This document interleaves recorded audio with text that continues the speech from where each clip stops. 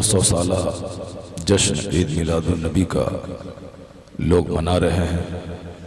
हज़ारों महफिलें मुनक़िद हो रही हैं, कॉन्फ्रेंसों का इनेकाद हो रहा है, दानिश्वरों के दरमियान सेमिनार मुनक़िद किए जा रहे हैं।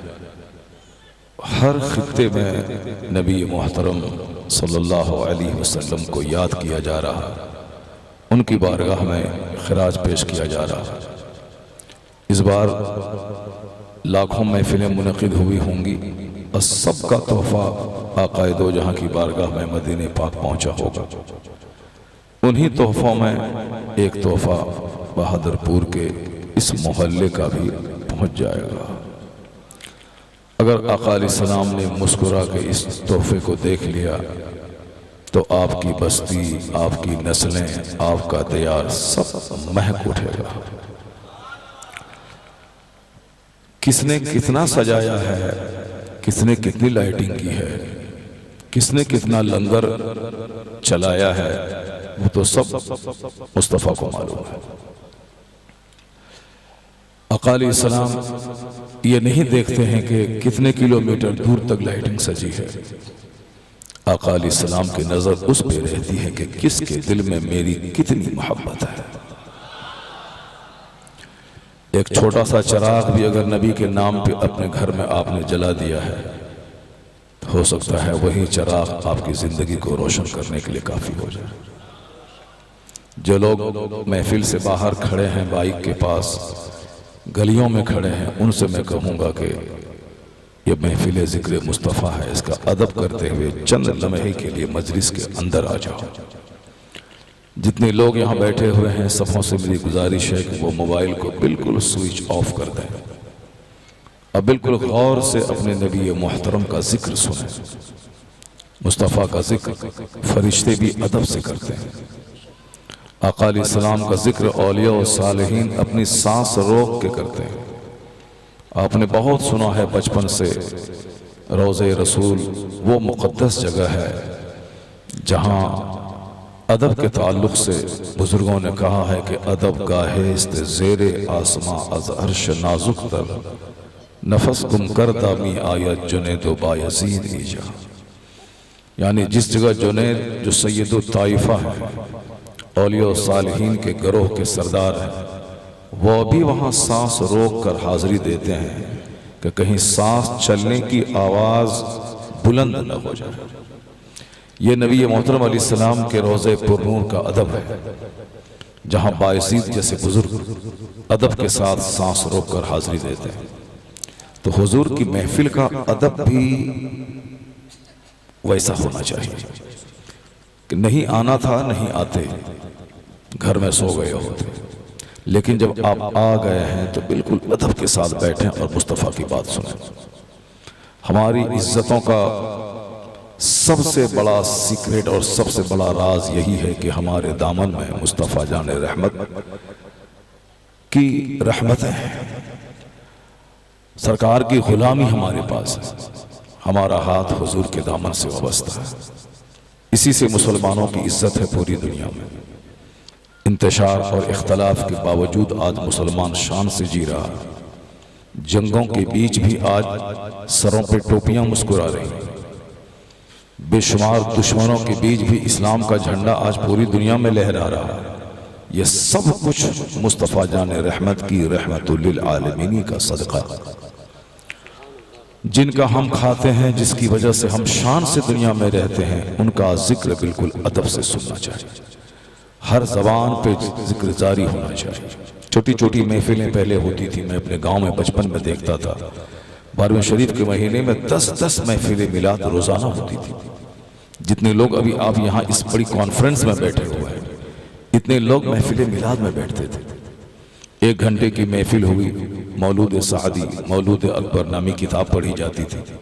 सारे लोग मिलकर नाते पाक पढ़ते थे, सारे लोग खड़े होकर सलाम पढ़ते थे, फातिहा होती थी और सब तबर्रुक लेके फिर दूसरी महफिल में चले जाते थे। पूरा महीना महफिल मिलाद से मुनव्वर रहता था। और आज बड़ी बड़ी कॉन्फ्रेंसों में उतने लोग नहीं आते जितनी छोटी छोटी महफिलों में पहले लोग आते थे। ये सच है कि भाग दौड़ के इस ज़माने में लोगों के पास वक्त नहीं है।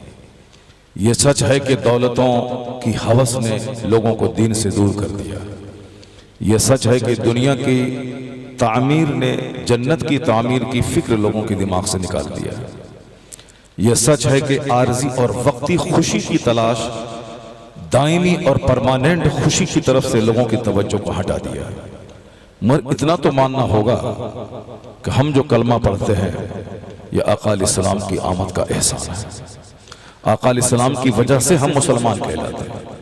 जब बाल बच्चों के लिए 2-4 घंटे का टाइम निकल सकता है तो मुस्तफ़ा जाने रहमत के जिक्र सुनने के लिए भी 2 घंटे का टाइम निकल सकता है। और जब बारिश में भीग कर बंदा 2 सिक्के कमाने के लिए घर से बाहर जा सकता है तो बारिश में भीग कर सख्त गर्मी में सख्त सर्दी में भी मुस्तफ़ा का जिक्र सुना जा सकता है। चूँकि अगर वो ना होते तो फिर आज हमारे महल कहाँ से आते, मुस्तफ़ा नहीं आते तो आज हमारी बस्तियां कहाँ से जगमगाती, आका अलैहिस्सलाम नहीं आते तो आज हमारा कारोबार कैसे शबाब पे होता, वो नहीं आते तो ये दरख्त कहाँ से आते, ये सूरज कहाँ से बनता, ये चांद कहाँ से बनता, ये विशाल आसमान जो हमारे सर पे खड़ा है ये मुस्तफ़ा की आमद का सदका है।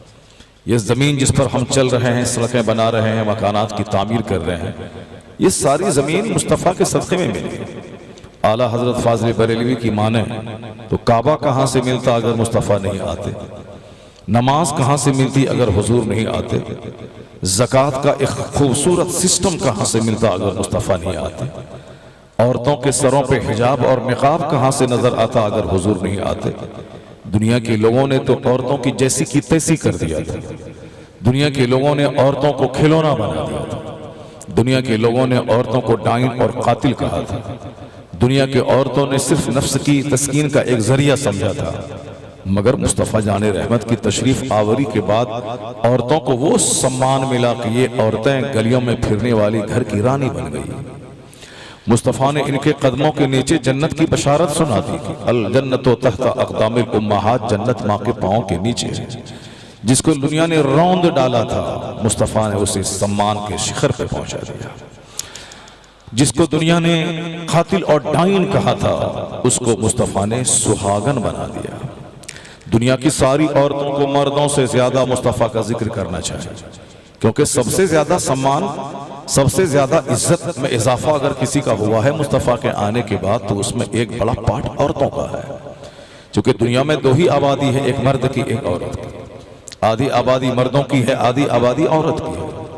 अगर मर्दों पे एहसानात मुस्तफ़ा के हैं तो इससे ज्यादा एहसानात मुस्तफ़ा के औरतों पे हैं। जिस पैगम्बर आजम की वजह से ये सम्मान मिला है, जिस पैगम्बर आजम की वजह से हमें जीने का मौका नसीब हुआ है, जिनकी वजह से खाने काबा मिला, जिनकी वजह से अरफात मिला, जिनकी वजह से मिना और मुज़दलिफ़ा की बहारें मिली, जिसकी वजह से मकाम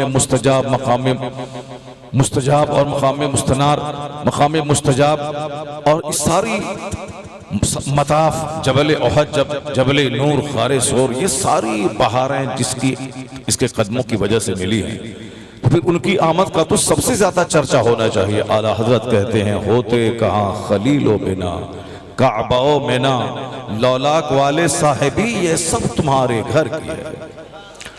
होते कहाँ काबा, होते कहाँ अरफात, होते कहाँ मुज़दलिफ़ा, होते कहाँ मिलन अख्सरैन, होते कहाँ रुकने यमानी, रुकने शामी, रुकने इराकी, रुकने असवद, ये सारी बहारें मुस्तफ़ा की आमद के सिलसिले में मिली। हम कहाँ पैदा होते, आदम अलैहिस्सलाम कहाँ पैदा होते, हजरत इब्राहीम कैसे आते, हजरत ज़करिया, हजरत यहया कैसे आते, हजरत मूसा, हजरत ईसा कैसे आते, ये तमाम अंबिया व मुरसलीन अला नबीना व अलैहिस्सलातु व तस्लीम की आमद मेरे मुस्तफ़ा के सदक़े में हुई है। वह जो न थे तो कुछ न था, वह जो न हो तो कुछ न हो, जान है वो जहान की, जान है तो जहान है। आका अलैहिस्सलाम की रहमतुल्लिल आलमीनी का सदका है कि आज दुनिया में दरसगाहें नजर आ रही हैं, आज दुनिया में स्कूल्स नजर आ रहे हैं, आज दुनिया में यूनिवर्सिटीज नजर आ रही हैं। तन्हाई में बैठकर गौर व फिक्र सारी दुनिया के लोग करें, मुसलमान भी करें, गैर मुस्लिम भी करें, यूरोप के लोग भी करें, अमेरिका के लोग भी करें, हिंदुस्तान के लोग भी करें, चाइना जापान के लोग भी करें, जो एक महसूस वर्ल्ड है जिसमें 200 से शायद ममालिक, 800 करोड़ से ज्यादा इंसान की आबादी, ये सारे लोग मिल बैठ के एक कोने में जाएं, दुनिया की तरक्की का राज तलाश करें कि आज दुनिया ने इतना डेवलपमेंट कैसे किया है। चाइना जापान का माल दुनिया के हर खित्ते में पहुंच गया। अमेरिका के एटम बम की कहानी सारे लोग जान रहे हैं। और आज पैदल चलने वाला आदमी cycle, motorcycle, 3 wheeler, 4 wheeler, 100 wheeler की ट्रेन और हवाई जहाज पे उड़ रहा है। ये सारी तरक्कियां सिर्फ इल्म की वजह से, ये सारी बरकतें नॉलेज की वजह से। आज एक गांव का देहाती भी अपने बच्चों को पढ़ाना चाहता है, मेरे बच्चे पढ़ें लिखें अफसर बने, मेरे बच्चे पढ़ेंगे मेरे हालात बदलेंगे, मेरे बच्चे पढ़ेंगे मेरी गुर्बत खत्म होगी। जाहिर सी बात है, आंखें हमारी देख रही हैं कि आज से 25 साल पहले जिसके बाप मजदूरी करते थे, जिसकी वहां दूसरों के घर में झाड़ू लगाते थे, जिसका भाई दूसरों के घर में गाय चराता था, आज उसके घर में एक दो फर्द ने क्या पढ़ाई कर ली कि आज वह लोग देहात छोड़ के शहर आ गए। आज वह लोग शानदार महल में रह रहे हैं। जिनका बाप 5 किलोमीटर दूर चल के ट्रेन पकड़ने के लिए पैदल जाता था, साइकिल नहीं थी, आज उसका बेटा ऊडी कार पे चल रहा है। सब लोग कहेंगे पढ़ाई लिखाई की बरकत है, ये पढ़ने लिखने की बरकत है। आज आपको भी इस बात का अंदाजा होगा कि पढ़ाई लिखाई ने कितने लोगों को कितनी बुलंदी पे पहुंचा दिया। हमारे इलाके में एक गैर मुस्लिम की औरत शादी के बाद भी पढ़ाई छोड़ी नहीं, पढ़ाई का सिलसिला जारी रहा। पढ़ते पढ़ते वो टीचर नहीं, वो एक दारोगा नहीं, वो एक क्लर्क नहीं, बल्कि ब्लॉक डेवलपमेंट ऑफिसर बन गई, जिसको आप अपनी जबान में वीडियो कहते हैं। लोग कहते हैं कि इल्म ने इसे ताकतवर बना दिया। नॉलेज ने कितने गरीबों को दौलत के शिखर पे पहुंचा दिया। हैदराबाद का एक पानी पूरी बेचने वाला, उसकी बीवी मैट्रिक या इंटर पास थी, उसके बाप ने शादी करा दी। पानी पूरी बेचता था और अपनी बीवी और खुद अपनी परवरिश वो करता था। बीवी से एक बच्चा पैदा हुआ। उसकी बीवी चूंकि पढ़ने में दिल लगाती थी, उन्होंने कही कि मुझे घर में बैठी ही रहना है, पढ़ाई में जारी रखती हूँ और क्या करना है। ये और बात है कि गांव देहात की कुछ खवातीन या मुसलमानों की कुछ बेटियां शादी के बाद ये समझ लेती हैं कि अब हम को सिर्फ एक घरेलू खातून बन के रह जाना है, सिर्फ झाड़ू लगाना है, सुबह बर्तन साफ करना है, नाश्ता दोपहर का खाना और रात का खाना बनाना है। बस साल भर के बाद अगर एक बच्चा हो गया तो उसी के नहलाने धुलाने खिलाने पिलाने, उसको दूध की बोतल देने, उसका साफ कपड़ा बदलने, उसी में लगे रहना। बाकी किस काम के लिए हम पैदा हुए हैं, अल्लाह ने हमें क्यों पैदा किया है, मरने के बाद कब्र में न ये दूध पीते बच्चे हमारे काम आएंगे, न मेरा शौहर काम आएगा, न हमारे बाप काम आएंगे, न मेरी माँ काम आएगी, न जिस बच्चे के लिए मैं सारी जिंदगी वक्फ किया हूं ना ये बच्चे काम आएंगे। इकलौता बेटा अपनी माँ को भूल जाएगा क़यामत की वहशत में, शौहर अपनी बीवी को भूल जाएगा क़यामत की वहशत में। जो माँ अपने बच्चों के लिए तड़पती है वो माँ भूल जाएगी अपने बच्चों को क़यामत में।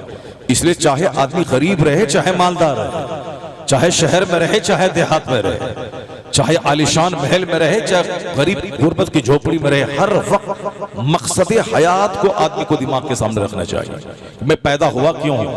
क्योंकि हमारी निगाहों के सामने आए दिन 18 साल का जवान मर रहा, जिसको एक बहुत बड़ा 50 खरब का मॉल बनाने की तमन्ना थी, उसकी लाश शहर से देहात आ रही है। जो अमेरिका पढ़ने के लिए गया था ताकि FRCS की डिग्री लेके आऊं और हिंदुस्तान में मैं एक रुपया का दरख्त अपनी क्लिनिक में लगा दूं और रोजाना आके क्लिनिक में बैठूं और पूरा बोरा पैसा भर के मैं अपने घर ले जाऊं, सारे शहर में मेरा चर्चा हो कि फला डॉक्टर अमेरिका से पढ़ के आया है और रोजाना लाखों रुपए कमाता है। मगर अमेरिका से वो क्या FRCS की डिग्री लेके आएगा, उसकी डेड बॉडी वहां से वापस आ रही है। आए दिन लोग देख रहे हैं कि दिल्ली में प्लान बना के गया था कि मैं वहां 50 खरब का एक बहुत बड़ा फ्लैट खरीदूंगा ताकि किराए के सहारे मेरी जिंदगी गुजर जाएगी। मैं सुबह से शाम तक कार पे घूमूंगा और किराए की रकम 10 लाख रुपए रकम आएगी, उससे खूब अपना आराम से खाएंगे पिएंगे। क्यों दुकान जाने की मुशक्कत उठाएंगे, क्यों फैक्ट्री में जाके वर्कर के पीछे पागल रहेंगे, क्यों साहब ठेका लेना है ठेकेदार और साहब जिसका ठेका लिया है उसको टाइम पे वर्क देना है और क्यों उसका पेमेंट लेने के लिए मारे मारे फिरना है। बस मकान बना लूंगा, किराया आता रहेगा, आराम से जीता रहूंगा। प्लान बना के दिल्ली गया था, पता चला कि सड़क के किनारे सुबह मॉर्निंग वॉक कर रहा था, पीछे से आने वाली कार उसके लिए मौत का पैगाम बनी, उसके जिस्म के सैकड़ों टुकड़े हो गए। मेरे शहर का एक डॉक्टर बहुत खूबसूरत घर बनाया है, छोटा सा कस्बा है, नाम भी कस्बा है और वो है भी वो कस्बा यानी छोटा सा शहर है। बहुत पैसे लगा के शहर में जितनी हजार की आबादी है सबसे महंगा और कीमती घर बनाने का प्लान बनाया था और बना भी लिया उसने। एक बहुत बड़ी जमीन पर उन्होंने शानदार घर बनाया, लेकिन मॉर्निंग वॉक करते हुए जा रहा था, पीछे से आने वाली कार ने इतनी खतरनाक टक्कर मारी कि जिसमें चूर-चूर हो गया, बच तो गया। लोगों ने कहा कि इन्होंने जो गरीबों की सेवा की थी, जो गरीबों का मुफ्त इलाज किया था, जो गांव देहात के आने वाली बूढ़ी खवातीन का उसका पैसा नहीं बल्कि उसके उम्र उसकी हालत को देख के उसके इलाज करने में कोई कसर नहीं छोड़ी थी, उन्हीं गरीबों की दुआ थी कि इस कदर खतरनाक एक्सीडेंट के बावजूद ये बंदा बच गया। आदमी सोचता तो बहुत कुछ है, लेकिन एक पल के बाद क्या होगा कोई नहीं जानता। इसलिए इस्लाम इसी बुनियादी सबक को आम करना चाहता है कि तुम पैदा हुए क्यों। पैगंबर आजम इसीलिए दुनिया में तशरीफ लाए थे कि ताकि वो हमको बता दें कि तेरे पैदा होने का मकसद क्या है। अल्लाह ने जमीन क्यों बनाई है, अल्लाह ने आसमान क्यों बनाया, अल्लाह ने सूरज और चांद क्यों बनाया है, अल्लाह ने तुम्हारे लिए ये दरख्त के पत्तों को जो कार्बन डाइऑक्साइड रात में खींचता है ताकि दुनिया की गंदगी और खिलाफत से भर नहीं जाए, और फिर यही पत्ते दिन में हमें ऑक्सीजन देता है ताकि हम सांस ले सकें, फ्रेश एयर में हम सांस ले सकें। अब आप समझ सकते हैं कि यह दरख्त किस कदर हमारी जिंदगी के लिए एक जबरदस्त सपोर्टिंग सिस्टम बना हुआ है। ये अगर हमको सपोर्ट नहीं करे तो मेरा जीना मुश्किल हो जाए। ये अगर हमारी खराब गैस को अगर पत्तों में जज्ब न करे तो मेरा घर में रहना मुश्किल हो जाए। अगर ये हमें ऑक्सीजन नहीं दे तो हमारा सांस लेना मुश्किल हो जाए। तो अल्लाह ने इतना खूबसूरत निजाम इन दरख्तों का बनाया है जिससे जमीन की खूबसूरती भी है, जो हमारी जिंदा रहने के लिए हमारी जरूरत भी है। आसमान से बारिश उस खित्ते में ज्यादा बरसते हैं, बारिश उस खित्ते में ज्यादा होती है जिन खित्तों में दरख्त ज्यादा होते हैं, क्योंकि यह दरख्त बारिश को बुलाने में बहुत ज्यादा सपोर्ट करता है। इसलिए गवर्नमेंट के लोग गाहे बगाहे दरख्त लगाने का शौक पैदा करते रहते हैं कि वृक्षारोपण कीजिए, दरख्त लगाइए ताकि आपको ऑक्सीजन भी मिलेगी और वक्त पे जबरदस्त बारिश भी मिलेगी।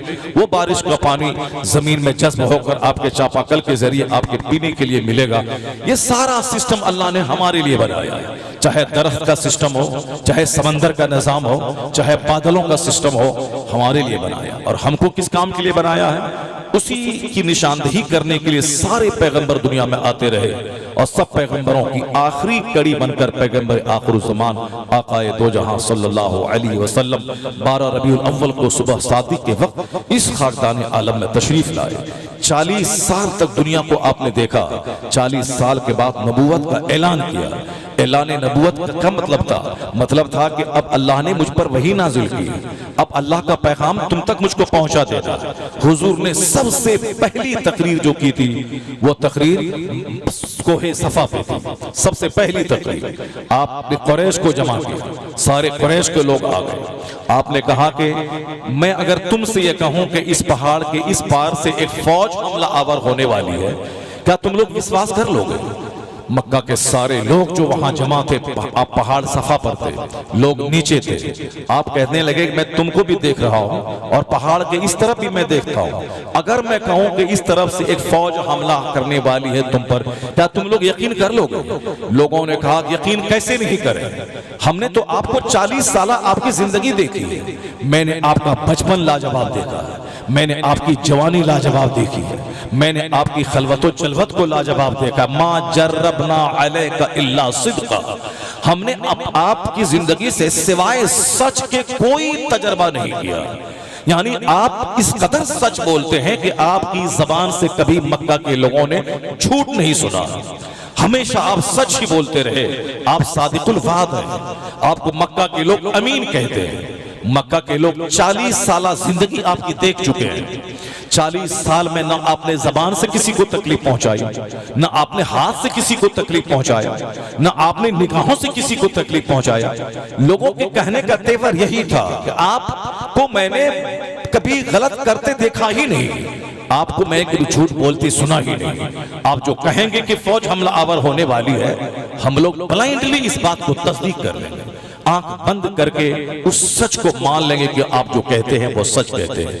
हुजूर ने 40 साला फाइनेस्ट जिंदगी, प्योरेस्ट जिंदगी, चैस्टिटी से भरी हुई जिंदगी, यानी पाकीज़गी से भरी हुई जिंदगी आपने गुजारी थी।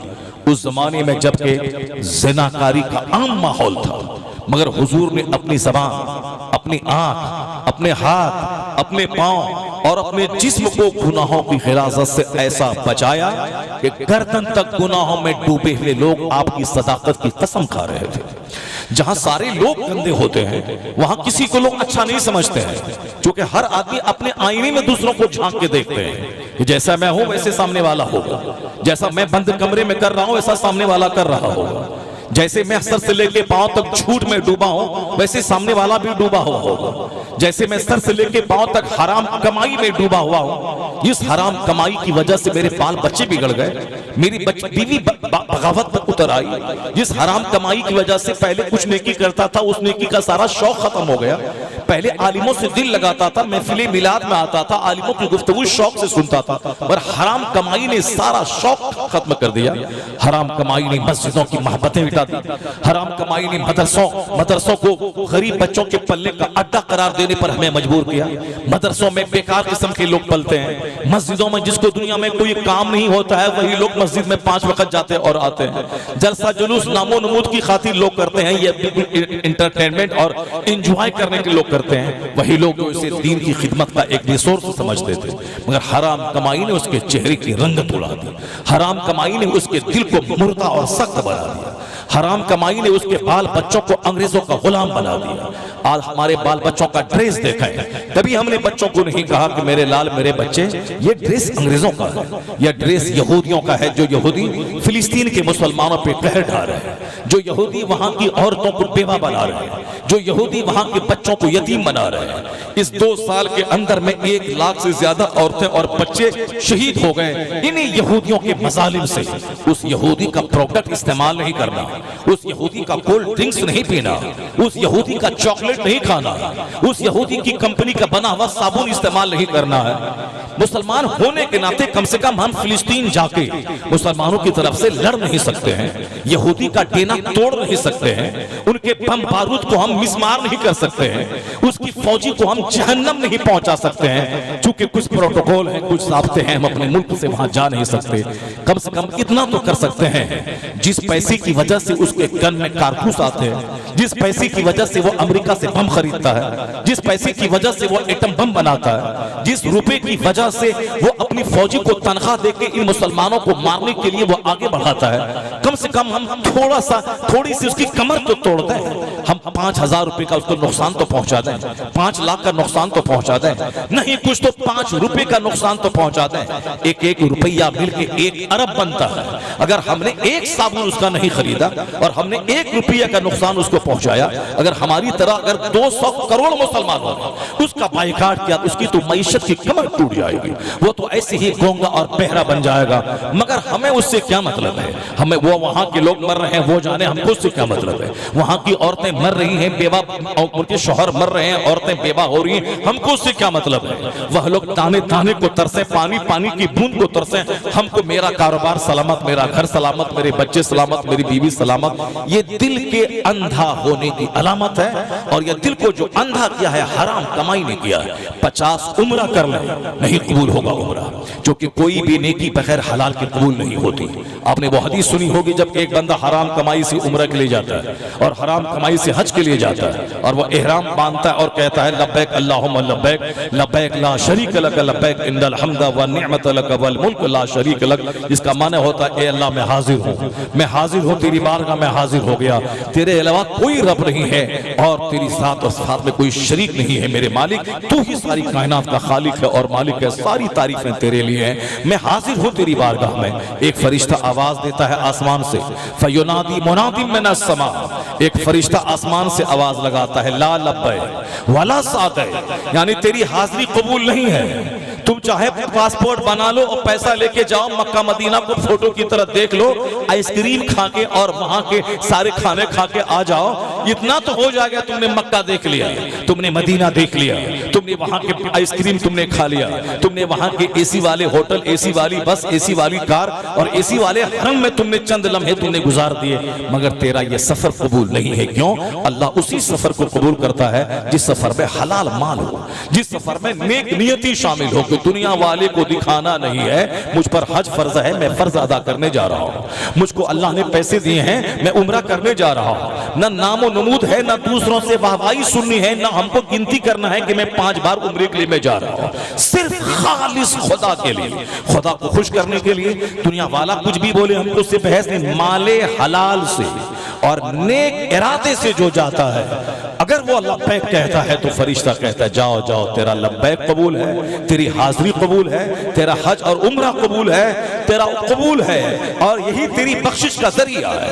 और अगर हराम माल से और नापाक इरादे से गया कि जन्नत मिले ना मिले, दुनिया में तो कम से कम 1 लाख खर्च हुए हैं, कम से कम गांव के सारे बच्चे तो जान जाए कि फला आदमी मदीना का सफर कर रहा है, यानी शोहरत के लिए, मकबूलियत के लिए, दूसरों की ज़बानी सुनने के लिए। अब फरिश्ता कहता है फयुनादी मुनादी मिना समा, फरिश्ता कहता है ला लब्बैक वला सादैक, यानी नहीं तेरी हाजिरी कबूल है, तेरा सफर कबूल, तेरे हज को तेरे चेहरे पे मार दिया जा रहा है, तेरे सफर उम्रा को तेरे चेहरे पे मार दिया जाता है। पता चला कि 5 हज किया और क़यामत के दिन कौड़ी के तीर एक जर्रा बराबर भी उस नेकी का महत्व नहीं है, क्योंकि क़यामत के दिन वही नेकी कबूल होगी जो नेकी सिर्फ अल्लाह के लिए किया गया हो, जिस नेकी में हलाल माल शामिल हो और जिस नेकी में पाकीज़ा इरादा शामिल हो।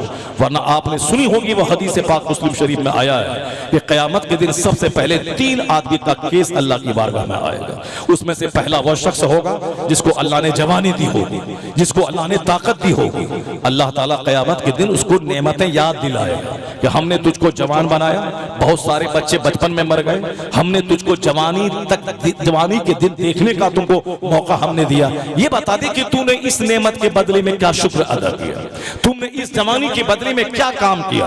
ऐसा नहीं कि जवानी दीवानी है, इसको चाहे जैसे चाहो गुजार दो, शराब पीने में, ताड़ी पीने में, कैरम बोर्ड खेलने में, ताड़ी पीने में, दूसरों को तकलीफ पहुंचाने में, शादी ब्याह में जानवरों की तरफ उछलने और कूदने में, नाचने और गाने में, डीजे बजाने में। नहीं नहीं, क़यामत के दिन तो बच्चों से सवाल तो होगा नहीं, क्योंकि बच्चे गैर मुकल्लफ हैं, उससे कोई सवाल ना होगा कि तुमने नमाज क्यों नहीं पढ़ी, रोजा क्यों नहीं रखा, हज क्यों नहीं किया, उसे कोई सवाल नहीं होगा। अलबत्ता बूढ़े पे सवाल होगा, मगर वो जो बूढ़े कमजोर हैं, जो फर्ज वाजिब सुन्नत अदा कर ले, नवाफिल नहीं पढ़ सके, जवानी में नफल पढ़ते थे, उस बूढ़े को बुढ़ापे में सिर्फ फर्ज और वाजिब अदा कर ले, उस बूढ़े से ज्यादा कुछ मुवाखजा नहीं होगा, क्योंकि बुढ़ापे में आदमी ऐसे ही कमजोर और ढाल रहते हैं। क्रीम पीरियड जवानी का है, इसी से सवाल होगा तुमने रात कैसे गुजारी, तुमने दिन कैसे गुजारा, तुमने फुर्सत के लम्हात कैसे गुजारे, तुमने मसरूफ तरीन लम्हात कैसे गुजारे।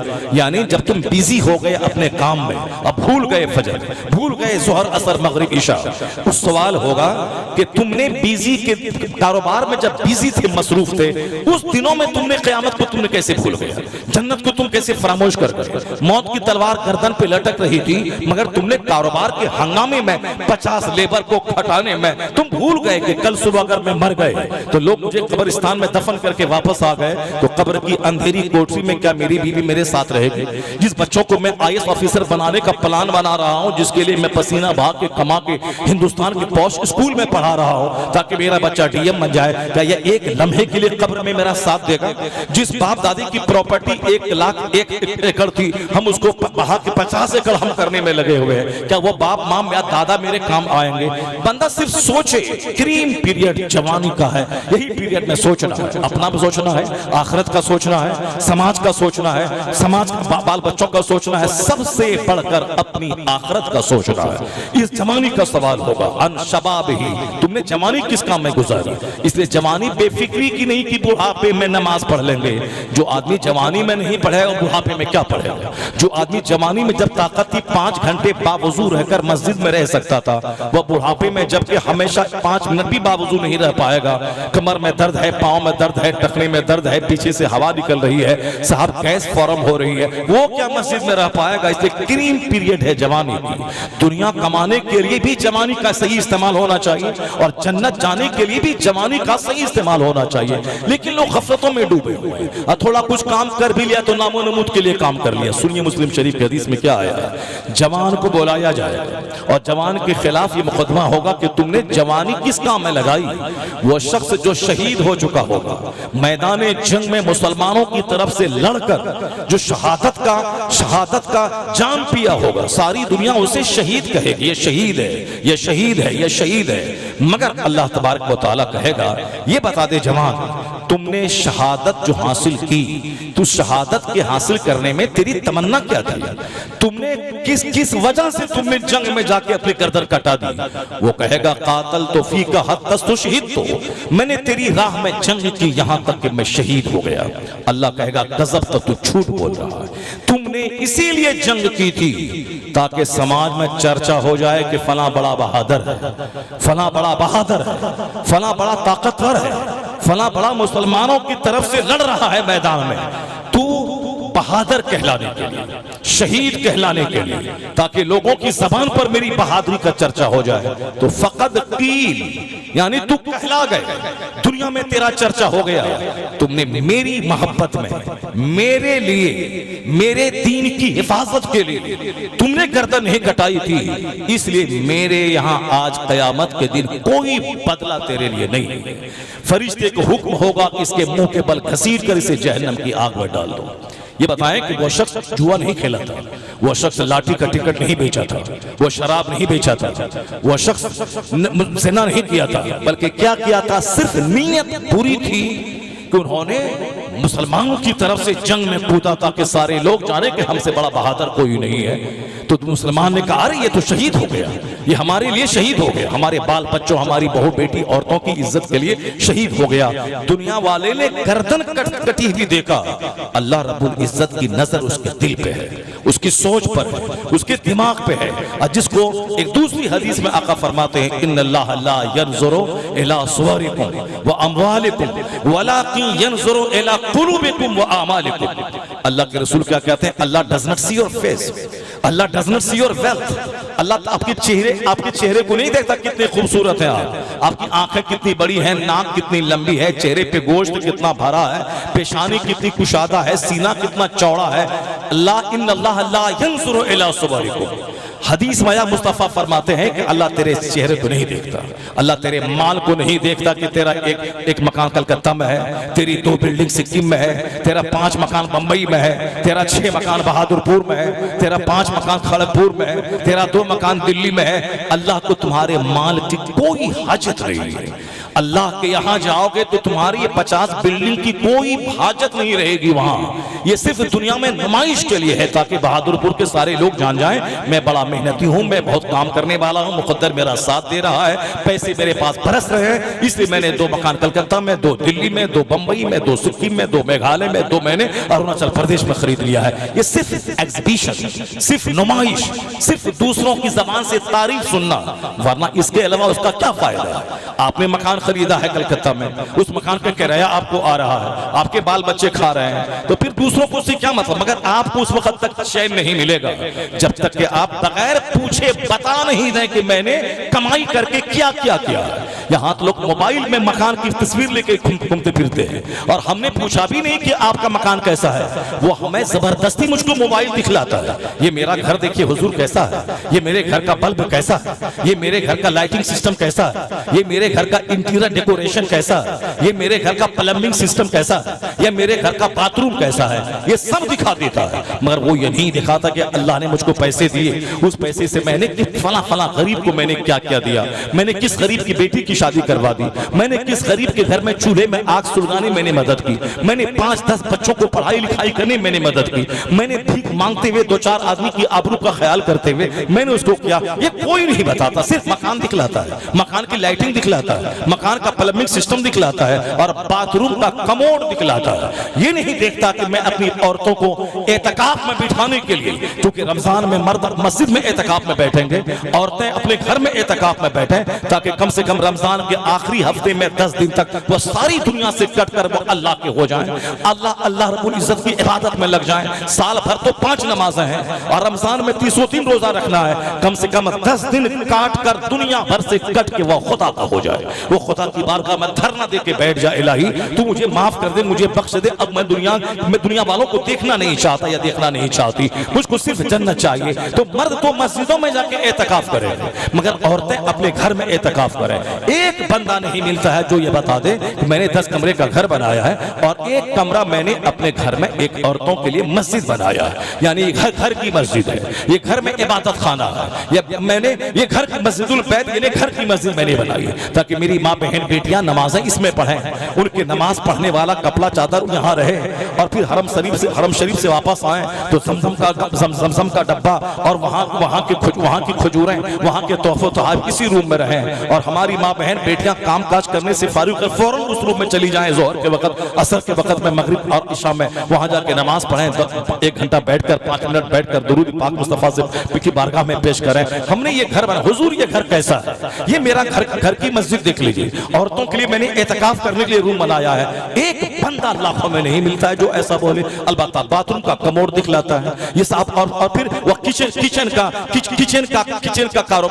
का साहब जो कुछ बनाता है वो सब दिखलाता है कि हमने ये सजाया है, हमने ये वाटू बनाया है, हमने ये बनाया है, वो सब दिखलाता है। इसी से समझ ले कि इसकी सोच कैसी है। एग्जीबिशन, नुमाइश सिर्फ दिखाना है दूसरों को। उस नौजवान को नाक के बल घसीट कर, मुंह के बल घसीट कर, फसुहिबा, उसको मुंह के बल घसीट कर जहन्नम में डाल दिया जाएगा। कसूर क्या था? कसूर ये था कि नीयत पूरी थी। कसूर ये था कि दुनिया वाला जाने के बहादुर है, दुनिया वाला जान ले कि उन्होंने बहुत बड़ा काम किया है। आज जो नुमाइश का माहौल है, हालत एहराम में खाने काबा के सामने सेल्फी लेना, उसको व्हाट्सएप पे यूट्यूब पे छोड़ना ताकि मेरे दोस्त जान जाए कि ये उम्रा के लिए मक्का शरीफ गया है। मक्का शरीफ का एक काम 1 लाख के बराबर होता है, एक नेकी, और एक गुनाह भी 1 लाख के बराबर। और हालत एहराम में सेल्फी लेना, फोटो खींचना, हालत एहराम सेल्फी लेना, फोटो खींचना, आप समझ सकते हैं कि नीयत जैसी रहेगी उसी तरह के काम उसके हाथ पांव से सादिर होंगे। नीयत तो नुमाइश है, नीयत तो दिखावा है। एक पड़ोसी पड़ोस में गुर्बत के मारे साहब उसके चूल्हे में आग नहीं सुलग रही है, उसके बाल बच्चे बीमार हैं, इलाज नहीं करवा पा रहा, और ये हर साल रमजान में उम्रा के लिए जा रहे हैं। क्यों जा रहे हैं? ताकि गिनती करें, 1 उम्रा, 2 उम्रा, 3 उम्रा, 4 उम्रा, 5 उम्रा, 6 उम्रा, 7 उम्रा, 7वां उम्रा करने हम जा रहे हैं ताकि जन्नत मिले ना मिले, कम से कम दुनिया में तो चर्चा हो जाए कि हमने 7 बार मदीना का सफर किया है। चाहे मदीना का सफर इस नियत से 1 लाख बार कर ले, अल्लाह के नजदीक उसकी कोई हैसियत नहीं है। इस मुस्लिम शरीफ की जबरदस्त हदीस, कुरान के बाद जो सबसे बड़ी किताब है वो किताब है बुखारी और मुस्लिम। कुरान शरीफ के बाद और मुस्लिम शरीफ की ये रिवायत है कि उस जवान को जो शहीद कहलाता होगा उसको अल्लाह ताला हुक्म देगा फरिश्तों को, मुंह के बल घसीट के जहन्नम में डाल दो। वो जहन्नम में डाल दिया जाएगा। शहीद भी हुआ, जहन्नम भी गया। क्यों? नीयत बिगड़ गई, इरादा सही नहीं है, सोच सही नहीं है। चेहरा गोरा है, इस चेहरे पे फेयर एंड लवली है, मगर दिमाग काला है, दिल काला है, सोच काली है। आज इसमें अक्सर लोग मुलविस हैं। हमें काफिरों से क्या मतलब है? काफिर तो हमेशा के लिए वो जहन्नम की आग में जलेगा, वो तो बिला हिसाब जहन्नम में डाल दिया जाएगा। जाओ आग में जलो।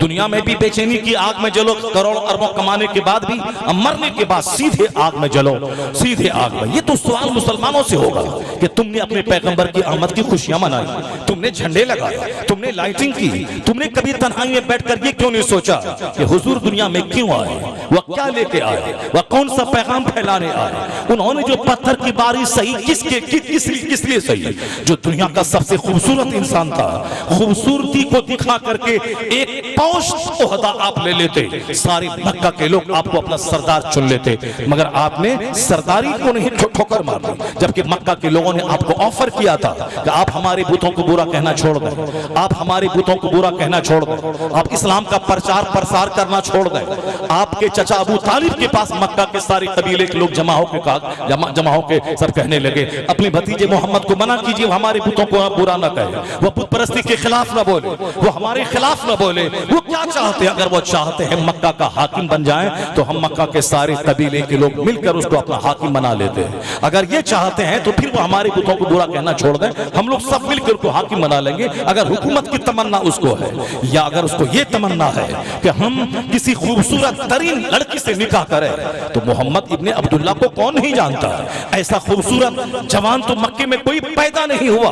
वह सिर्फ तमन्ना करे कि किस लड़की से शादी करना चाहते हैं, मक्का के सारे लोग अपनी सबसे खूबसूरत तरीन लड़की को उसके निकाह में दे देंगे। मगर वो हमारे बुतों को बुरा कहना छोड़, वो हमारे मजहब के खिलाफ जो तहरीक छेड़े हैं इस्लाम की तबलीग, इसको बंद कर दें। और अगर ये नहीं है, अगर आपके भतीजे को कोई आसेबी हरकत है, कोई जिन्नात है, तो आप हमको हमारे हवाले कर दीजिए, या उनको कह दीजिए कि मैं बड़ा से बड़ा नजूमी और काहिन को बोला कि मैं उसका इलाज कर देता हूं। अगर वह इस तरह से बातें कर रहे हैं, या दौलत की तमन्ना है, तो आप अपने भतीजे मोहम्मद से कहिए कि हम उसके कदमों में सोने चांदी हीरे जवाहरात का ढेर लगा देते हैं। तो आप उनके कह दीजिए कि वो तबलीग इस्लाम से रुक जाए, वो हमारे भूतों को बुरा कहना छोड़ दें। मुस्तफ़ा जाने रहमत ने क्या कहा था ऐसे वक्त में? आका अलैहिस्सलाम माँ के शिकम में थे, बाप का इंतकाल हो गया। अभी आप 6 साल के थे, माँ का इंतकाल हो गया। अभी आप 8 साल के थे, दादा का इंतकाल हो गया। दादा के बाद आपके चचा ने आपको अपनी परवरिश में ले लिया। चचा बिल्कुल एक बाप का रोल अदा करते रहे,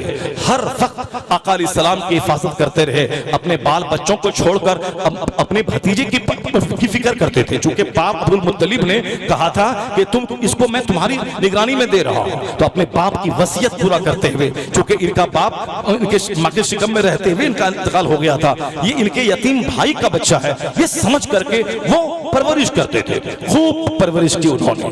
और फिर नबुवत के ऐलान के बाद जब मक्का के लोग दुश्मन हो गए, अपने लोग बेगाने दुश्मन हो गए, उस दुश्मनी के अयाम में भी आपके चचा ने बहुत साथ दिया आपका। उसी वक्त में जबकि वह सरदार कुरैश थे, तब लोगों ने आके कहा था भतीजे मोहम्मद को समझाइए, ये क्यों हमारे पुतों के खिलाफ बोल रहे हैं, मजहब इस्लाम की तबलीग कर रहे हैं कि दौलत चाहिए तो मैं कदमों में दौलतों का ढेर लगा देता हूं, अगर शादी चाहिए मैं खूबसूरत खवातीन से इसका निकाह कर देता हूं, अगर हुकूमत चाहिए तो सारे लोग मिलकर मक्के को उसको हाकिम बना देते हैं। पैगंबर आज़म अलैहिस्सलाम आए, आपके चचा ने कहा कि भतीजे मोहम्मद मैं अब तक तेरा बहुत साथ देता रहा, मैं तेरे पीछे हूं, लेकिन इस सफेद तारीख का ख्याल रख। आज ये लोग आए थे और ऐसी ऐसी बातें कह के गए थे और कहा था अगर ऐसा नहीं तो आप बीच से हट जाइए, फिर हम आपके भतीजे को देख लेते हैं। यानी क्या मतलब? उन लोगों ने आका अलैहिस्सलाम के कत्ल का प्लान बनाना शुरू किया था। आका अलैहिस्सलाम ने क्या कहा? ए चचा, एक तो दुनिया में ज़ाहिरी सहारा आपका था और ऐसा लग रहा है कि आप भी डगमगा रहे हैं, तो सुन लीजिए और इन लोगों से कह दीजिए, ऐसे ही इस्लाम आज 200 करोड़ तक नहीं पहुंचा, ऐसे ही 1500 साल जश्न मुसलमान नहीं मना रहा, ऐसे ही नहीं हुआ है। मुस्तफा जान रहमत का जोश, उनका जज्बा, आखिरी हद तक इस्लाम के लिए अपने आप को फना कर देने का जज्बा, अल्लाह ने आप पर नबूवत की भारी जिम्मेदारी डाली। मुस्तफा ने उसका हक अदा करते हुए उन्होंने रात की नींद कुर्बान कर दी, दिन का चैन कुर्बान कर दिया। महीने महीने तक चूल्हे में आग नहीं सुलगती थी, मोटा खुरदरी सी चादर आप ओढ़ते थे, एक छोटा सा एक खलीस कंबल आपके जिस्म पे, एक मोटा कंबल आपके जिस्म पे रहता था, और फिर एक लुंगी रहती थी। कभी कभी बिस्तर पे बिछावन नहीं होता था, आप बगैर बिछावन के चटाई पे सोते, चटाई के निशानात आपके जिस्म अक़दस पर उभर आते थे। आका अलैहिस्सलाम ने सादगी की इंतहा कर दी। हजरत खदीजा से जो आपका निकाह हुआ था 25 साल की उम्र में, जो मक्का की सबसे मालदार तरीन खातून थी, उनकी तमाम दौलतें एक वफादार बीवी ने अपने शौहर की खिदमत में दे दिया। मक्का की सबसे मालदार तरीन खातून, उन्होंने अपनी सारी दौलतें पैगंबर आज़म अलैहिस्सलाम की बारगाह में पेश कर दी। और सारी दौलतों का इस्तेमाल हुजूर ने कैसे किया, वो सीरत का सारा चैप्टर भरा हुआ है। आका अलैहिस्सलाम ने क्या कहा? ए मेरे चचा, इन लोगों से कह दीजिए, ये क्या बातें कर रहे हैं कि सोने चांदी का ढेर लगा दूं, या मक्के का हाकिम बना दूं, या इनको मक्के की खूबसूरत खवातीन से निकाह कर दूं। आप इनसे कह दीजिए, ये दाहिने हाथ में सूरज और बाएं हाथ में चांद लाके दे दे, जबकि इट इज इम्पॉसिबल, ये नामुमकिन है। लेकिन हुजूर ने नामुमकिन कहा कि अगर यह लोग दाहिने हाथ में सूरज लाके दे दे और बाएं हाथ में चांद लाके दे दे और कहें कि तबलीग इस्लाम से रुक जाओ, चचाजान ऐसा कभी नहीं होगा। या तो इस्लाम मुकम्मल होके रहेगा, या इस्लाम की तबलीग भी राह में मोहम्मद की जान चली जाएगी। यही इस जुमले को 50 बार आप पढ़ें, इस जुमले को 1000 बार आप पढ़ें कि हुजूर को अल्लाह के दीन की तबलीग से कितना इश्क था कि अपनी जान इस राह में आपने कहा जान चली जाए, या तो इस्लाम घर घर पहुंचेगा या इस्लाम पूरी दुनिया का सबसे बड़ा मजहब बनेगा, और जो इस्लाम की आइडियोलॉजी है वो इस्लाम हर घर में पहुंच के रहेगा, चाहे 1000 तलवार चलाए, ये 1000 पत्थर फेंके, ये 1000 मुसलमानों को सताए, इनको सूली पे लटका दे, इनको दरख्तों में बांध दे, इनको चटाई में बांध के धुआं दे, ऐसा कभी ना होगा कि इस्लाम का बढ़ता हुआ कदम रुक जाए। चचा जान, या तो इस्लाम घर घर पहुंच के रहेगा, इस्लाम की तबलीग फिनिश होके रहेगी, या इसी राह में मेरी जान चली जाएगी। और यही है दुनिया में बड़ी से बड़ी तहरीक को कामयाब बनाने का यही एक जुमला है। अगर कोई ठान ले कि मैं मेडिकल कॉलेज बना के रहूंगा ताकि मुसलमानों के बच्चे इसमें पढ़ेंगे, मुसलमानों की बेटियां पर्दे में रह करके वह नर्स बनेंगी, ताकि दंगे फसाद के वक्त में जब काफिरों की बेटियां हमारा इलाज करना छोड़ दें, हमारे बाल बच्चे दर्द के जख्म के मारे बिलबिलाने लगे, तड़पने लगे, अगर हमारी बेटियां डॉक्टर रहेंगी, हमारी बेटियां नर्स रहेंगी, कम से कम हमारे जख्मियों का इलाज तो ये कर पाएंगी। ऐसे वक्त में इस सोच के साथ अगर मैं एक कॉलेज बना के दे दूं ताकि मेरी बेटियां नर्स बने, बुरे वक्त में काम आए, ऐसा नहीं कि इज्जत का सौदा करके कमाए खाएं, अपने आप को बेपर्दा बना के कमाए खाएं, वह चड्डी पहन के कमाए खाएं, अमेरिका की औरतों की नकल करते हुए नीम बरहना बन के कमाए खाएं, नहीं, बल्कि पर्दे में रह के डॉक्टर बने, पर्दे में रह के नर्स बने, ताकि कौम की खिदमत करे, समाज की सेवा करे।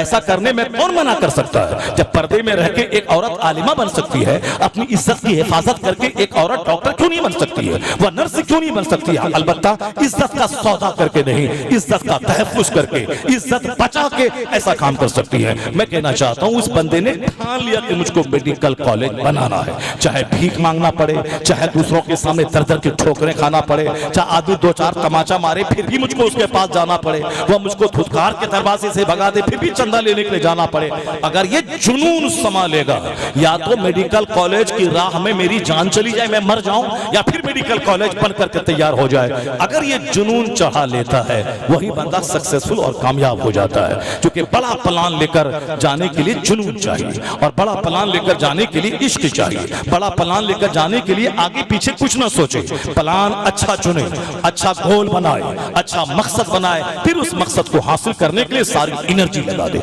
आज जो मुसलमानों के बच्चे दर दर की ठोकरें खा रहे हैं, गैर जरूरी चीजों में लगे हुए हैं, ये रजनीगंधा के पीछे लगे हैं, क्यों? इसका कोई एम नहीं है, ये दिन भर बैठ के कैरम बोर्ड खेले, क्यों? इसका प्लान नहीं कि मैं क्यों पैदा हुआ हूं, मुझको जिंदगी में क्या करना है, जिंदगी में क्या करना है, अब मरने के बाद के लिए क्या करना है, पता नहीं तो किसी ने भी दिमाग में बैठा दिया है कि कैरम बोर्ड खेलते रहो, फुटबॉल खेलते रहो, क्रिकेट खेलते रहो, नाचते गाते रहो, साइलेंसर हटा के जुलूस में हुल्लड़बाजी करते रहो, जन्नत तो तेरी पक्की है, जन्नत तो तेरे बाप की जागीर है, जन्नत तो मिल ही जाएगी। या किसी ने बता दिया है कि पीर साहब जन्नत लेके चले ही जाएंगे, नहीं होता है ऐसा मेरे लाल।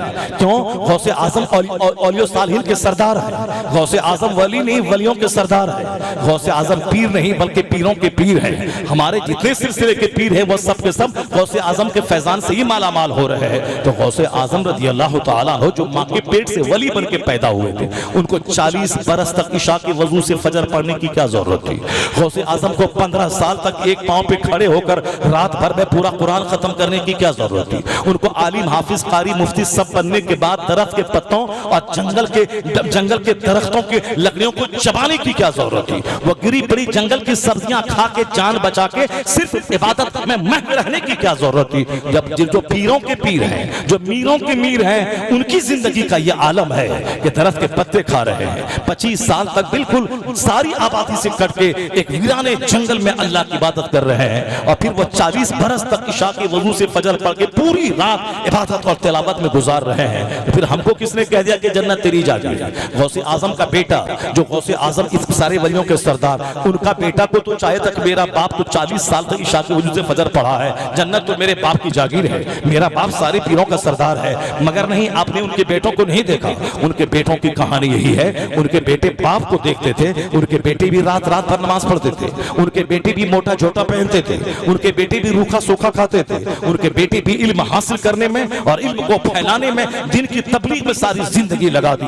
यहाँ तक कि अपना पैदाइशी वतन कोई नहीं छोड़ता था। मगर गौसे आजम के बेटों ने अपना बगदाद छोड़ दिया, कोई हिंदुस्तान निकल गए, कोई दूसरी तरफ निकल गए, कोई अरब के खित्तों में निकल गए। यानी जिस जमीन में पैदा हुए उस जमीन को खैरात कह दिया, अलग अलग खित्तों में फैल के इस्लाम की तबलीग के लिए निकल गए। यह है इस्लाम की तबलीग का नशा, और यह है मकसद हयात पे नजर, और यह है अल्लाह रब्बुल इज्जत का डर, यह है मुस्तफा की सच्ची मोहब्बत। पता नहीं हमको किसने कह दिया कि झंडा लगा दें जन्नत पक्की है, लंगर खिला दें जन्नत पक्की है, साल में एक दिन जलसा करवा लें जन्नत पक्की है, साल में एक दिन चंदा करके जलसा करवा लें और ना तो सुन लें और खूब पैसों की बौछार कर दें और जन्नत बिल्कुल लिख दिया गया। ये सब कमजोरों का ख्याल है, ये सब दीवानों का ख्वाब है, ये सब ड्रीम ऑफ मैड है, पागलों का सपना है। वो इतना जान ले कि चटनी मकसद खुराक नहीं है, बल्कि जिंदा रहने के लिए चावल जरूरी है, जिंदा रहने के लिए रोटी जरूरी है। चटनी सिर्फ लज्जत को बढ़ा देती है और पापड़ सिर्फ लज्जत को बढ़ा देता है। ठीक उसी तरह नमाज, रोजा, हज, ज़कात, ये 5 बुनियादी पिलर है। ये है उसी तरह जैसे जिंदा रहने के लिए रोटी चावल जरूरी है, उसी तरह मुसलमान बने रहने के लिए नमाज जरूरी है, मुसलमान बने रहने के लिए रोजा जरूरी है, मुसलमान बने रहने के लिए हज और ज़कात जरूरी है। ये 5 बुनियादी पिलर है जिस पर इस्लाम की इमारत खड़ी होती है। अगर पिलर ही न रहे तो इमारत किस पे खड़ी होगी? इसलिए तमाम किताबों में, बुखारी, मुस्लिम, अबू दाऊद ने सही, इब्ने माजा, सब में यह हदीस पाक मौजूद है। बुनियल इस्लाम अला खम्स, शहादत अल्ला इलाहा इल्लल्लाह व अन्ना मुहम्मदर रसूलुल्लाह व इकामिस सलात व इताई ज़कात वल हज व सौम रमजान। ये हदीस पाक सारी किताबों में मिलेंगी कि इस्लाम की बुनियाद 5 चीजों पे कायम है।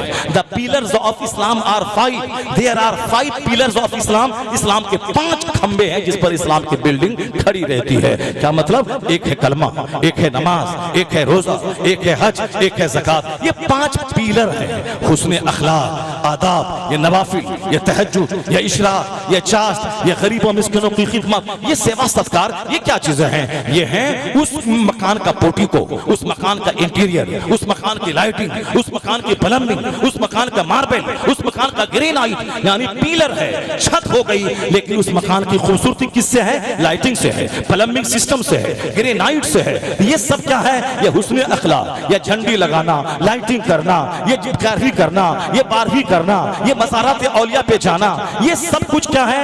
यानी वो चटनी है जो खाने की लज्जत को बढ़ा देती है। ये पापड़ है जो खाने का टेस्ट बढ़ा देता है। मकसद चटनी नहीं है, मकसद पापड़ नहीं है, मकसद है रोटी खाना, मकसद है चावल खाना। इसलिए नमाज छोड़कर कोई नफल इबादत काम नहीं आएगी।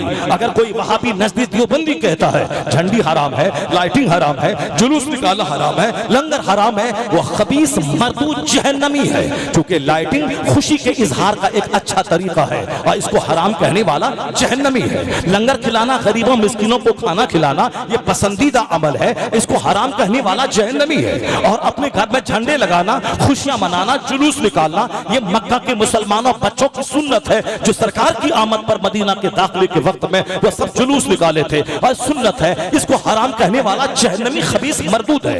ये मगर इसका दूसरा पहलू भी है, जो नमाज ना पढ़े सिर्फ झंडी लगाए, रोजा ना रखे सिर्फ लाइटिंग करे, जो हज व ज़कात ना करे बल्कि सिर्फ वह अपने घरों को सजाए, ये रास्ता भी जहन्नम का है। क्योंकि नमाज छोड़कर कोई नफल काम नहीं आता, रोजा छोड़कर कोई नफल काम नहीं आएगा, हज व ज़कात छोड़कर कोई नफल काम नहीं आएगा। आला हजरत फाज़िल बरेलवी रज़ी अल्लाह ताला अन्हु फरमाते हैं, कोई नफल कबूल नहीं होता जब तक कि बंदा फर्ज न अदा करे। नफल मुअल्लक रहेगा तो झंडी लगाना नफल है, वो लाइटिंग करना नफल है, लंगर चलाना नफल है, जुलूस निकालना नफल है, नमाज पढ़ना फर्ज है, रोजा रखना फर्ज है, ज़ोहर असर मगरिब इशा फर्ज है, हज करना फर्ज है, ज़कात देना फर्ज है। तो फर्ज के बगैर कोई नफल काम नहीं आएगा। तो जो कहता है कि नमाज की क्या जरूरत है, झंडी लगाओ कूद के जन्नत चले जाओ, ये भी गलत तरीका है। और जो कहता है सिर्फ नमाज पढ़ो, लाइटिंग और झंडी की क्या जरूरत है, वो भी गलत तरीका है। और सही तरीका कौन है? ये बीच का रास्ता है कि झंडी भी लगाई जाएगी, नमाज भी पढ़ा जाएगा, जुलूस भी निकाला जाएगा, रोजा भी रखा जाएगा, 11वीं का लंगर भी बांटा जाएगा, हज व ज़कात भी अदा किए जाएंगे और घर को सजाया भी जाएगा, नमाज फजर, ज़ोहर, असर, मगरिब भी अदा की जाएगी। क्या मतलब? मतलब फर्ज भी अदा होगा, नफल भी अदा होगा, यही सीधा रास्ता जन्नतुल फिरदौस लेके चला जाएगा। नारे तकबीर, नारे रिसालत, मसलक आला हज़रत फैज़ान सरकार मुजाहिद यही है मसलक अहले सुन्नत व जमात। इसी को आज की तारीख में कहते हैं मसलक आला हजरत, यानी यही मसलक आला हजरत, जहाँ नमाज भी हो, नमाज कंपलसरी हो, नमाज जरूरी हो, फर्स्ट एंड फॉरमोस्ट सबसे बड़ा फर्ज है नमाज, हज से भी बड़ा फर्ज है नमाज, चूंकि हज सब पर फर्ज नहीं है, नमाज सब पे फर्ज है। ज़कात से बड़ा फर्ज है नमाज, चूंकि ज़कात सब पे फर्ज नहीं, जो उसके पास माल है उस पर फर्ज है, मगर नमाज हर अमीर, गरीब, शहरी, देहाती, औरत, मर्द, जवान, बूढ़ा सब पर नमाज फर्ज है। घर में खाने को ना मिले फिर भी नमाज पढ़े, कपड़ा ना रहे अपने घर को दरवाजा बंद करके नमाज पढ़े, गड्ढा खोद के नमाज पढ़े, सब बिस्तर खड़ा ना हो सके बैठ के पढ़े, बैठ नहीं सके तो लेट के पढ़े, लेट न सके तो इशारे से पढ़े, मगर माफ किसी हालत में नमाज नहीं है। इसलिए बंदा जुलूस भी निकालेगा, फजर ज़ोहर असर भी पढ़ेगा, जुलूस भी निकालेगा, रमजान के सारे रोजे भी रखेगा, तरावी भी पढ़ेगा, वह जुलूस मोहम्मदी भी निकालेगा, लंगर भी चलाएगा, लाइटिंग भी करेगा, हरी झंडी भी निकालेगा और हज भी करेगा, ज़कात भी निकालेगा। फिर यही बंदा उस मकाम को पहुंच जाएगा कि एक इशारा करे और हाथ उठा के दुआ करे तो अल्लाह उसकी दुआएं कबूल करेगा। हदीस माया यतक़र्रबु इलैया अब्दी बिन नवाफिल, मेरा बंदा नफल के जरिए मेरा कुर्ब हासिल करता है, यहाँ तक वो फर्ज फराइज व वाजिबात के अलावा नवाफिल पढ़ के मेरा कुर्ब हासिल करता है, मैं उससे मोहब्बत करने लगता हूँ, और जब मैं उससे मोहब्बत करता हूँ मैं उसके हाथ बन जाता हूँ जिससे वह पकड़ता है, मैं उसकी आंख बन जाता हूँ जिससे वह देखता है, मैं उसकी जबान बन जाता हूँ जिससे वह बोलता है, मैं उसके पांव बन जाता हूँ जिससे वह चलता है। अब आप समझ सकते हैं कि जिस बंदे का हाथ अल्लाह रब्बुल इज्जत की इस हदीस पाक के जो जाहिरी माना है, हाथ बन जाता हूँ, मैं जबान बन जाता हूँ, मैं आंख बन जाता हूँ। अब अल्लाह जिसका हाथ बन जाए वो क्या क्या पकड़ेगा, अल्लाह जिसकी जबान बन जाए वो क्या बोलेगा, अल्लाह जिसकी आंख बन जाए फिर वो कहां से कहां तक देखेगा। इसलिए औलिया सालिहीन कभी समंदर में हैं, मुसल्ला बिछा की नमाज पढ़ रहे हैं, कभी हवाओं में मुअल्लक हैं, कभी फजाओं में परवाज कर रहे हैं, कभी 1000 किलोमीटर दूरी पर रह के अपनी मुरीदों के काम आ रहे हैं। ये क्या चीज है? फराइजो वाजिबात के अलावा इस कदर कसरत से नफल इबादत करते हैं कि अल्लाह का वो प्यारा बन जाता है, और जब वो अल्लाह का प्यारा बन जाता है तो फिर वो जो जो मांगता है अल्लाह सब उसको अता कर देता है। वो अगर किसी मुर्दे में फूंक मारता है तो मुर्दा जिंदा हो जाता है। क्यों? फराइजो वाजिबात जो कंपलसरी है, नमाज, रोजा, हज, ज़कात और अपने माँ बाप की खिदमत, पड़ोसी की खिदमत, और जो बड़े बड़े गुनाह है, ज़िना से, शराब से, सूद से, चुगलखोरी से, गीबत से, कीना से, कुदूरत से, अदावत से, जुआ से, सट्टा से, माँ बाप को तकलीफ देने से, पड़ोसी को तकलीफ पहुंचाने से, जबान, आंख, हाथ, पांव सारे पार्ट्स को नेकियों से सजाने और उसको बुराइयों से बाज रखने का जो इनाम मिलता है, वो इनाम यही मिलता है। वह सिर्फ दिल में चाहत करे, अल्लाह उसकी चाहत पूरी कर देता है। डॉक्टर इकबाल की जबान में खुदी को कर बुलंद इतना कि हर तकदीर से पहले खुदा बंदे से खुद पूछे बता तेरी रज़ा क्या है। ये वो है जो फराइज़ व वाजिबात के अलावा खूब कसरत से नफल पढ़ता है, हर महीने में 2 खत्म कुरान करता है, ज़कात फर्ज है 1 लाख, वह 5 लाख रुपए सदका तो खैरात, ऐसे ही नफल खैरात करता है। रमजान का रोजा फर्ज है, उसके अलावा वो हर हफ्ते में पीर का रोजा रखता है, जुमेरात का रोजा रखता है, यानी जो कंपलसरी नहीं था उसको भी अपने लिए कंपलसरी बना लिया है। तब तो वो जिस रास्ते से चलेगा, रास्ते मिट्टी पे पांव रख दे तो मिट्टी सोना बन जाए, वो जिस घर में कदम रख दे उस घर में गुरबत का अगर गुजर हो तो गुरबत का खात्मा हो जाए, वो हाथ उठा के दुआ कर दे तो इजाबत उसको पढ़ के गले लगा ले। तो इसका मतलब ये निकला कि फर्ज भी अदा करना होगा पहले, उसके बाद नफल अदा करना होगा, तब ये दोनों मिल के बंदे के दर्जात को बुलंद कर देगा। हम लोगों ने सिर्फ झंडा ले लिया, नमाज, रोजे, हज, ज़कात छोड़ दी, हम लोगों ने लाइटिंग ले ली और जो हुजूर के आने का मकसद था उस मकसद हयात को छोड़ दिया। आका अलैहिस्सलाम ने क्या कहा? चाचा जान, आप भी आपको देखकर ऐसा लग रहा है कि आप भी शायद मेरा साथ छोड़ रहे हो, कहीं से या दाहिने हाथ में सूरज, बाएं हाथ में चांद ला के रख दे, मैं या तो इस्लाम मुकम्मल होकर रहेगा या फिर इसी तबलीग की राह में मेरी जान चली जाएगी। तो आका अलैहिस्सलाम के इस जोश और जज्बे ने कौन सा दिन दिखलाया? वही मक्का। 3 साल तक अबू तालिब की घाटी में आपके मानने वालों को कैद कर दिया गया। मक्का के लोग मुस्तफा जाने रहमत के साथ, यानी बनु हाशिम जो आपका कबीला था, आपके कबीले के लोग दरख्त के पत्तों को खाने लगे, यहाँ तक कि चमड़ा गला गला के उस चमड़े गले हुए को बाल बच्चों को खिला के जिंदा रखते थे। कितनी तकलीफें सही पैगंबर आज़म अलैहिस्सलाम ने, कितनी तकलीफ सही। तकलीफें सहने के बाद अब ताइफ की तरफ निकले कि इस्लाम की तबलीग वहां करे। मक्का के लोग नहीं साथ दे रहे हैं, वहां गए, वहां के मालदारों ने जो दूर के रिश्तेदार थे उन लोगों ने ओबाश बच्चों को आपके पीछे लगा दिया, इस कदर पत्थर मारा कि आप लहूलुहान हो गए। आप जब बैठ जाते थे तो बच्चे आके आपका हाथ पकड़ के उठाते थे, और फिर जब आप चलने लगते तो फिर पत्थरों की बारिश कर देते, फिर जब खून से निढाल होके बैठ जाते फिर ये बच्चे आते आपको उठा देते थे। ऐसे ही 1500 साल जश्न नहीं मनाया जा रहा है, ऐसे ही दुनिया भर में इस्लाम नहीं फैला हुआ है, ऐसे ही 200 करोड़ नाम के साथ लफ्ज़ मोहम्मद नहीं जुड़ा हुआ है। अल्लाह ने कहा था इन्ना मअल उस्र युस्रा, इन्ना मअल उस्र युस्रा, बेशक सख्ती के बाद आसानी है, मुश्किल के बाद आसानी है। ये जो दिन गुजर रहे हैं हुजूर ने सब्र के साथ कहा। हुजूर ने ये नहीं कहा इलाही मैं तेरे दिन की तबलीग कर रहा हूँ, मैं जख्म उठा रहा हूँ, नहीं। आपकी बेटी हिजरत के वक्त में मक्का के लोगों ने भाले और बर्छी से हमला किया, मुस्तफा जाने रहमत की बेटी ज़ैनब जख्मी हो गई, आप हामिला थी, आपका हमल गिर गया। किस बदले में यह दिन देखना पड़ा? चूंकि मुस्तफा की शहजादी थी, मक्का छोड़कर मदीना हिजरत कर रही थी, लोगों ने आपकी औलाद पे हमला किया, आपको जख्मी किया, मगर हुजूर ने लफ्ज़ उफ तक नहीं कहा। हमेशा जोश के साथ इस्लाम की तबलीग करते रहे, कभी मक्के की गलियों में, कभी मैदान अरफात में, कभी वादी मिना में, कभी ताइफ की वादी में, यहाँ तक कि लोगों ने इतना टॉर्चर किया कि आप मक्का छोड़कर मदीना जाने लगे। यहाँ मक्का छोड़कर जब आप जाने लगे तो काबा को देखकर आपने कहा था कि ए मक्का, ए काबा, कितना प्यार है तुझसे, मैं तुझको छोड़ के कभी नहीं जाता, अगर यहाँ के लोग मुझको नहीं निकालते तो मैं मक्का छोड़कर नहीं जाता। किस कदर दर्द भरा जुमला है। लोगों ने अपने पैदाइशी वतन में 3 साल तक घाटी में कैद कर दिया, यानी लेन देन, रिश्तेदारी, शादी ब्याह, खाना पीना सब बंद करवा दिया, सोशल बायकॉट किया। हुजूर ने सब्र किया, यहाँ तक जब नहीं रहा तो मक्के को खैरबाद करके आप मदीना चले गए। मदीने में भी लोगों ने आपको नहीं छोड़ा। दूसरे साल मैदान बद्र में जंग की दावत दे दी, आप 313 को लेकर मैदान बद्र चले गए। वह लोग 1000 की फौज लेकर और साहब तलवार से लैस, सामान से लैस होकर मैदान बद्र में आ गए ताकि इस 313 के चराग को बुझा दिया जाए। मगर चूंकि अल्लाह रब्बुल इज्जत देखता है कि मेरे दीन का काम कौन करता है, मेरे लिए कौन निकलता है, अल्लाह ने अपने महबूब को ये भारी जिम्मेदारी दी थी, तो हुजूर ने उस भारी जिम्मेदारी को अदा करने के लिए किस कदर सितम आप सह रहे हैं। मक्का से मदीना से निकल के चले मैदान बद्र की तरफ। अल्लाह ने कहा है कि तुम मेरी तरफ निकल के आओ, मेरी रहमत दौड़ के तेरा इस्तेकबाल करेगी। तुम चलो मेरी तरफ, मेरी रहमत दौड़ के आएगी। तुम एक हाथ चलो, अल्लाह की रहमत 10 हाथ तेरा इस्तेकबाल करेगी। तुम 10 हाथ चलो, अल्लाह की रहमतें तेरी तरफ बढ़ के इस्तेकबाल करेगी। तुम चल के आओ, अल्लाह की रहमत दौड़ के इस्तेकबाल करेगी। आप चलना तो शुरू करें, आप चलना तो शुरू करें, आप कोशिश तो करें, आप दिल में ठान तो लें कि मुझको अब मुसलमान बन के रहना है, यहूदी बन के नहीं रहना है, मुशरिक बन के नहीं रहना है, हमें काफिर बन के नहीं रहना है। हमारी शादी ब्याह से झलके के मुसलमान की शादी है, हमारे अकीका खतना से झलके के मुसलमान की शादी है,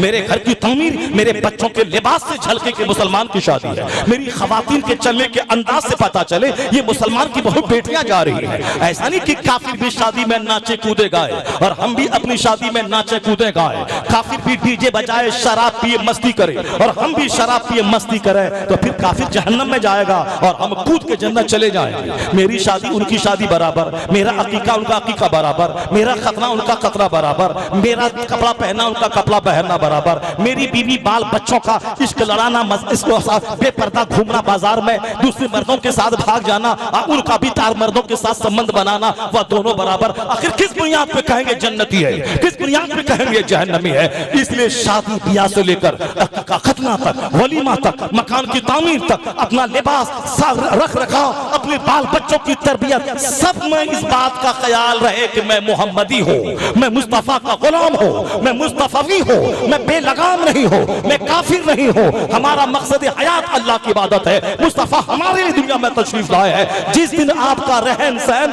अखलाक, खान पान ये सब मोहम्मदी हो जाए, उस दिन कोई काफिर आप पर आंख उठा के देख नहीं पाएगा। आपकी तरफ कोई काफिर आंख उठाए, खुदा की रहमत है उसका आंख फोड़ डालेगी। आपको कोई जलील करना चाहे वह खुद जलील होगा, क्योंकि मोहम्मदी जलील नहीं होता, मुसीबतों में सब्र करता है, अल्लाह उसके दर्जे को बुलंद करता चला जाता है। नारे तकबीर, नारे रिसालत, सरकार की आमद, सरकार की आमद, मक्की की आमद, मदनी की आमद, नारे तकबीर। हमारे बुजुर्गों ने इश्क के इजहार का एक अच्छा तरीका दिया था, झंडा, और हम झंडा लेके बैठ गए। हम नमाज रोजे हज ज़कात को भूल गए। हमारे बुजुर्गों ने ये वलीमा, हमारे बुजुर्गों ने ये 11वीं, ये 12वीं, ये छठी, ये मुहर्रम का खिचड़ा ये दिया था ताकि समाज में रंग और रोगन बाकी रहे, समाज में हुस्न बाकी रहे। जैसे ईद और बकरीद के दिन रोजा रखना हराम है, क्यों? वो दिन खुशी मनाने का दिन है। बकरीद का दिन कुर्बानी का दिन है। अल्लाह का मेहमान बन के अल्लाह के नाम पे जानवर कुर्बानी करें, उस जानवर का गोश्त अल्लाह की तरफ से तोहफा समझ के खाएं। उस दिन रोजा नहीं रखें बल्कि खाएं, ये अल्लाह की तरफ से ईद बकरीद का तोहफा है। ईद के दिन 30 दिन तक रोजा रखा इन्होंने अल्लाह के नाम पे, 12 से लेकर 16 घंटे तक भूखा प्यासा रहा। अब ईद के दिन खुशियां मनाएं, ईद के दिन सारे लोग मिलकर नमाज पढ़ें, अच्छा कपड़ा पहने, सेवई खाएं। इसीलिए ईद इसीलिए था ताकि खुशी का दिन है। आज रोजा रखना हराम है, क्योंकि आप आज खुशी मनाएं, खाएं पिएं, एक दूसरे को मुबारकबादी पेश करें, या ईद और बकरीद। मगर मकसद क्या था? वो ईद के पेट का मकसद क्या था? कि रमजान के रोजे का रुकने का शुक्राना है। वो अल्लाह ने मुझे तौफीक बख्शी, एक महीना मैंने इबादत की, उसी इबादत का शुक्राना है कि आज मैं ईद की नमाज में नमाज अदा कर रहा हूँ, वहाँ डांस भी कर रहा हूँ, सजदा करने ईदगाह जाना है, नाचना नहीं है, नमाज पढ़ने के लिए मस्जिद जाना है। तो शुक्राना क्या है? ईद नमाज है। बकरीद के दिन ये कुर्बानी देना है। क्यों देना है? इसलिए कि आज मैं जानवर को एक सिंबॉलिक कुर्बानी दूं। कल अगर घर, वतन, जान, औलाद सब कुर्बान करना पड़े तो फिर हम सब कुछ लेके हाजिर हैं। ये जानवर की कुर्बानी एक अलामती कुर्बानी है, सिंबॉलिक सांकेतिक कुर्बानी है। मकसदी हयात यह है, जान माल, इन्ना सलाती व नुसुकी व महयाया व ममाती लिल्लाहि रब्बिल आलमीन। मेरी कुर्बानी, मेरी नमाज, मेरा जीना, मेरा मरना सब अल्लाह के लिए है। मकसद है सब कुछ अल्लाह के लिए है। यह कुर्बानी एक जाहिरी सांकेतिक कुर्बानी है। मकसद है एक महीना इबादत रहने का शुक्राना, और जाहिरी तौर पर है अच्छे कपड़े पहन के, अच्छा खाना खा के नमाज पढ़ने के लिए घर से बाहर निकलना है। मकसदे बाहर ही यह है कि हुजूर की आमद हुई जुल्म मिटाने के लिए, शिर्क मिटाने के लिए, कुफ्र मिटाने के लिए, जहालत की तारीकी मिटाने के लिए। यतीमों का हक दुनिया मार रही थी, यतीमों को हक दिलाने के लिए। औरतों को दुनिया जलील कर रही थी, औरतों को सम्मान दिलाने के लिए। बेवाओं को दुनिया अभागर मान रही थी, उस बेवा को सुहागन बनाने मुस्तफा आ रहे हैं। दुनिया में इल्मी इनकलाब बर्पा करने आ रहे हैं, यतीमों को पनाह देने आ रहे हैं, गरीबों को सम्मान देने आ रहे हैं। ये ज़कात का कानून, ये फित्रे का कानून इसीलिए है ताकि गरीबों को खुराक मिल जाए, ताकि मालदारों के माल की मोहब्बत दिल में ना रहे, बल्कि माल वो निकाल निकाल के गरीबों को खिदमत करके पता चले कि दिल में माल की मोहब्बत नहीं, माल देने वाले रब्बे आला की मोहब्बत है। माल कुर्बानी इसी, ये ज़कात इसीलिए है। 1 करोड़ रहे तो 2.5 लाख निकाले, 100 करोड़ रहे तो 2.5 करोड़ निकाले, इसीलिए निकाले ताकि माल की मोहब्बत दिल में न रहे, या दिल गंदा ना हो जाए, बल्कि ये माल देने वाले की मोहब्बत दिल में रहे, और माल को निकालते रहे, खैरात करते रहे। कुर्बानी करें, सदक़े फित्र निकालें, उश्र निकालें, ज़कात निकालें, और नफ्ल खैरात करते रहे, ताकि माल निकलता रहे और दिल का मैल निकलता रहे, दिल में माल की मोहब्बत ना रहे, माल देने वाले की मोहब्बत रहे। मैं 10 देता हूँ, अल्लाह हमें 100 देता है, मैं 100 देता हूँ, अल्लाह हमें 1000 देता है, मैं 1000 देता हूँ, अल्लाह मुझे लाख देता है। तो माल की मोहब्बत दिल में रहे, माल देने वाले की मोहब्बत दिल में रहे। इसीलिए कानून ज़कात है। हर कानून के पीछे हिकमतें पोशीदा है। सरकार दो जहां के आने का मकसद यही था, वह मुझे नमाजी बनाए, वह मुझे शिर्क से बचाए, वह मुझे कुफ्र से बचाए, वह मुझे बता दे कि दुनिया की जिंदगी चंद दिन की है, मरने के बाद तुम्हें अल्लाह के सामने जाना है, हिसाब किताब देना है। अब मुस्तफा ने जब मेहनतें की, मक्का छोड़ के मदीना आए, मैदान बद्र में रहे, मैदान ओहद में 2-3 साल गए, कभी खैबर में, कभी खंदक मुसीबत में नबूवत के ऐलान के बाद 13 साल मक्के में मुसीबतें सहते हुए, मदीने में 10 साल सिर्फ मैदान जंग में जाते हुए, लेकिन हुजूर ने हिम्मत नहीं हारी, बल्कि मुसलमानों की एक टीम पैदा कर दी, सहाबा कराम की एक मजबूत जमात पैदा कर दी, ताकि आप अपने वादे के मुताबिक, वादे रब के मुताबिक आपका जब इंतकाल हो जाए, दुनिया से चले जाएं, या दीन कमजोर ना होने पाए। इस दीन को लेकर सिद्दीक उठेंगे, इस दीन को लेकर उमर उठेंगे, इस दीन को लेकर उस्मान उठेंगे, इस दीन की तबलीग को लेकर अली उठेंगे। कुल्लुहुम, सारे सहाबा को मुस्तफा ने अंदर से पावर से ताकतवर बना दिया था। इसीलिए डॉक्टर फिलिप हिड्डी यूरोप का आज कहते हैं, after the death of the holy prophet it seems that the sterile earth of Arabia has been converted by magic into the nursery of heroes.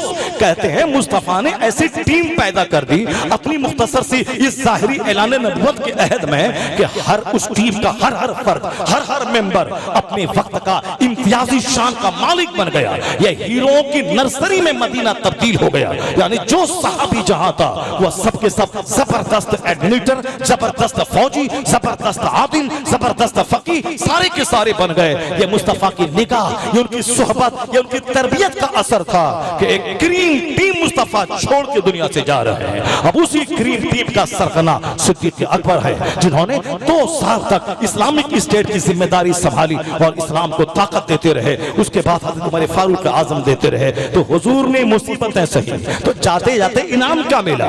8 साल के बाद मक्का छोड़ के मदीना आए, 12,000 का लश्करी जर्रार लेकर मक्का फतह कर रहे हैं। फिर उसके बाद का इनाम मिला कि 2 साल के बाद 1,24,000 लोगों ने कलमा पढ़ा।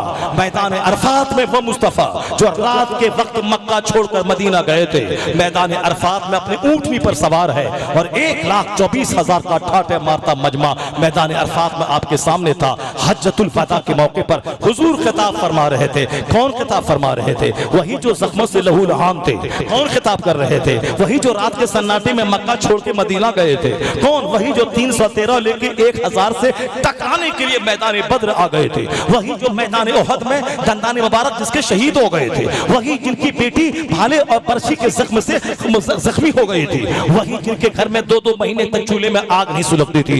मुस्तफा की सादगी, मुस्तफा के हुस्न, मुस्तफा का अखलाक, मुस्तफा की तदबीर, मुस्तफा की हिकमत, मुस्तफा के जोश, उनके जज्बे ने सब कुछ खुदा के दीन के जो कुर्बान किया, उसी का रिजल्ट ये निकला कि एकलौता अबू बकर के साथ निकलने वाला 1,24,000 के मजमे को खिताब कर रहा है। 1,24,000 लोगों ने कलमा पढ़ लिया।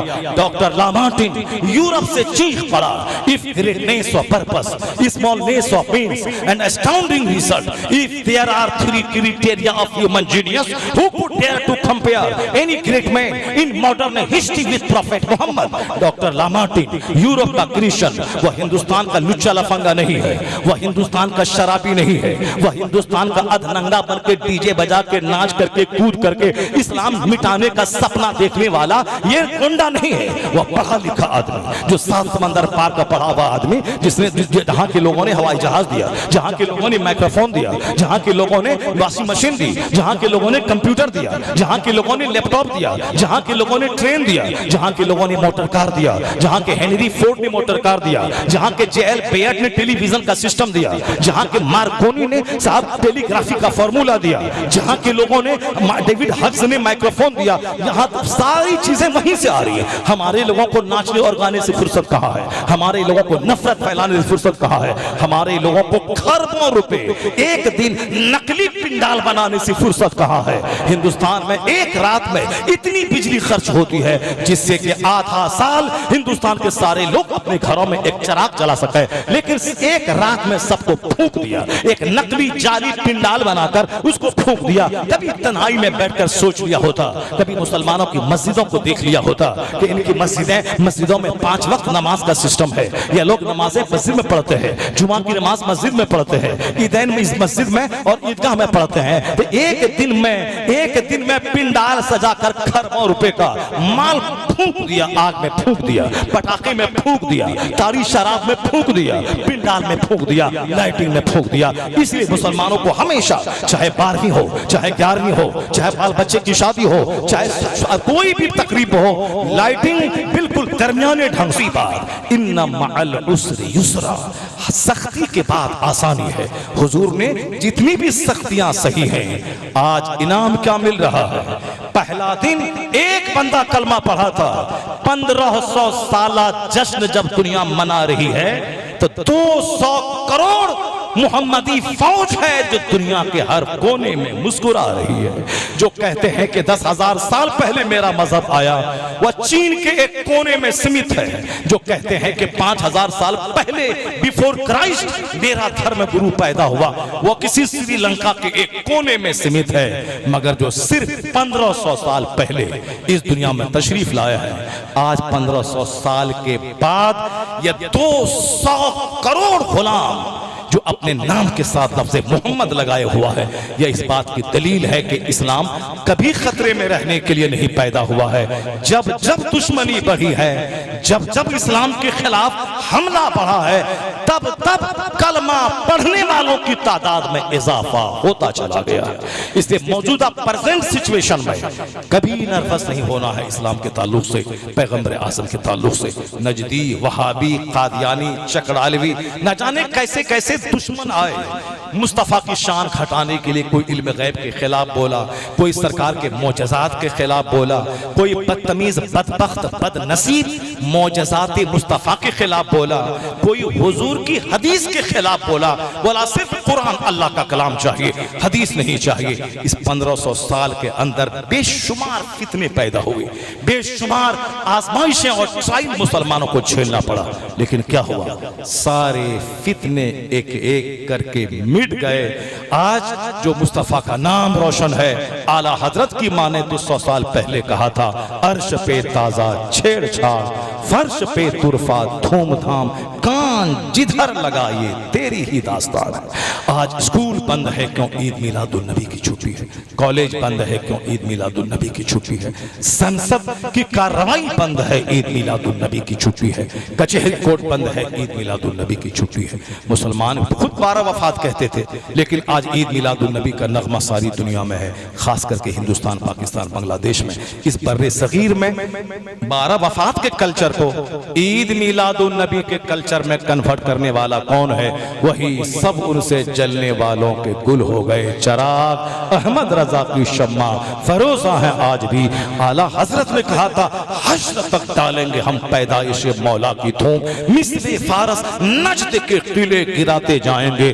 कहा था कि खाक हो जाए अदू जलकर, मगर हम तो रजा दम में जब तक दम है जिक्र उनका सुनाते जाएंगे। रजा ने 100 साल पहले कहा था, आज बच्चा बच्चा ईद मिलादुन नबी का झंडा हाथ में उठाए हुआ है, ईद मिलादुन नबी का जश्न मना रहा है। वहाबी दियोबंदी के मदरसों में भी ईद मिलादुन नबी के नाम पे महफिलें मुनक्किद हो रही है। इसका मतलब आला हजरत का जो पैगाम इश्क़ रसूल था वो आज जवान हो चुका है। अब जब तक इंडिया में हाथ में झंडे, मकान पे झंडे, दरख्तों पे झंडे रहेंगे और ईद मिलादुन नबी का नारा लगता रहेगा, इस सदी में एहसान अहमद रजा खां फाज़िल बरेलवी का माना जाएगा।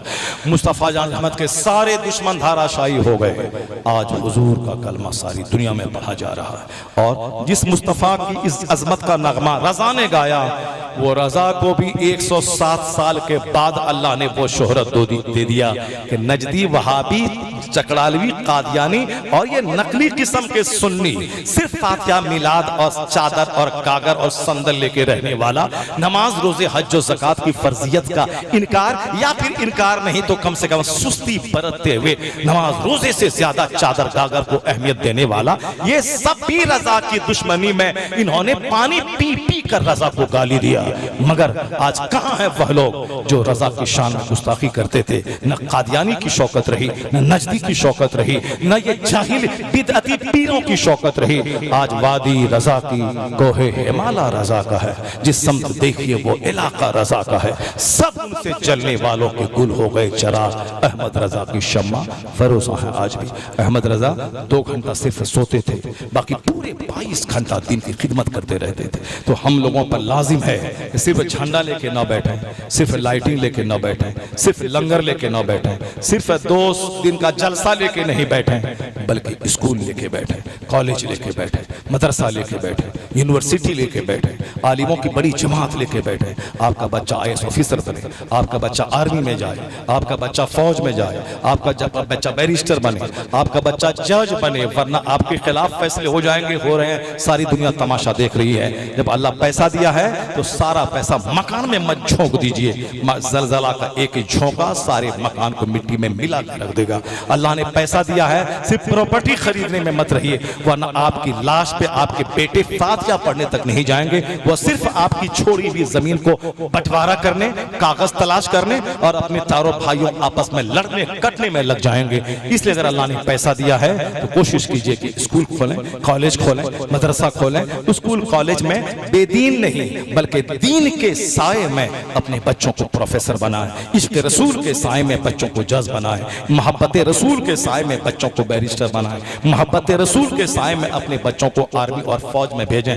आज जरूरत है कि हमारा हर पोस्ट पे हमारा आदमी रहे, वरना हमको हर तरफ से धकेल के निकाल दिया जाएगा, कोई हमारा पुरसाने हाल नहीं होगा। सिर्फ मौलवी साहब बन के नहीं रहना है, मौलवी साहब भी रहना है, मौलवी साहब रहें, बल्कि मौलवी साहब को भी चाहिए वो अंग्रेजी पढ़ें, बंगला पढ़ें, इंग्लिश पढ़ें, साइंस पढ़ें, फिजिक्स पढ़ें, नहीं तो कम से कम अगर सिर्फ मौलवी ही हैं तो प्योरली इस्लाम की खिदमत करते हुए आप अपने लोगों को इश्क रसूल का जाम उसको पिला दें, उसको बता दें कि दुनिया से ज्यादा आखिरत से प्यार, उनको बता दें कि दुनिया की बिल्डिंग से प्यारा जन्नत की बिल्डिंग। यानी हमेशा हर पोस्ट पे रहने के बाद भी अपने आप को मुसलमान समझे, आशिक रसूल समझे, गुलाम मुस्तफ़ा समझे, न कि गरीब था तो मौलाना साहब का हाथ चूमते थे, 2 पैसा हो गया तो काफिरों के साथ उनका झोला ढोने लगे और मदरसा, मस्जिद, मौलाना, मौलवी, पीर, फकीर, खानका सबको नकारने और सबको गाली देने लगे। इस तरह के बेशुमार लोग मिलेंगे। जब तक गरीब थे जलसा करवाता था, गरीब थे आलिमों का झोला ढोता था, गरीब थे आलिमों की बातें गौर से सुनता था, गरीब थे 10 किलोमीटर दूर तक जलसे में जाता था। 2 पैसा क्या हुआ कि अब जलसा जुलूस के खिलाफ बोलने लगे, इससे क्या फायदा है, तकरीर से क्या फायदा है, जलसा से क्या फायदा है, लाइटिंग से क्या फायदा है, इससे क्या फायदा है। यानी अब सारा फायदा इसी में है, चोरी करके, डकैती करके, बेईमानी करके, झूठ बोलकर सामने वाले को ठग करके सिर्फ माल कमाया जाए, इसी में सारा फायदा है। सुनो गौर से, मुस्तफा ने क्या फरमाया, अद-दुनिया सिजनुल मोमिन व जन्नतुल काफिर। ये दुनिया मुसलमान के लिए कैद खाना है, काफिरों के लिए मिस्ल जन्नत है। कैदी आजादी के साथ नहीं जीता है, कैदी चार दीवारी में रहता है। मुसलमान का कैद खाना का मतलब ये हराम और हलाल के बाउंड्री में रहेगा, हराम छोड़ेगा, हलाल इख्तियार करेगा, नाजायज छोड़ेगा, जायज इख्तियार करेगा। ये मुसलमान इसी कैद खाने में रहेगा। ये गाय का पेशाब नहीं पिएगा, ये साहब अपना पेशाब नहीं पिएगा। वो दूसरे लोग हैं सेहतमंद रहने के लिए अपना पेशाब पी लेते हैं, गाय का पेशाब पी लेते हैं, गोबर चाट लेते हैं, शराब पी लेते हैं। वो दूसरे लोग, ये तो हमको सोचना है कि क्या हलाल है, क्या हराम है, क्या जायज है, क्या नाजायज है, क्या लीगल है, क्या इलीगल है, क्या करें, क्या नहीं करें, क्या डूज, क्या डोंट्स, क्या प्रोहिबिटेड, क्या परमिटेड, ये तो हमको सोचना है।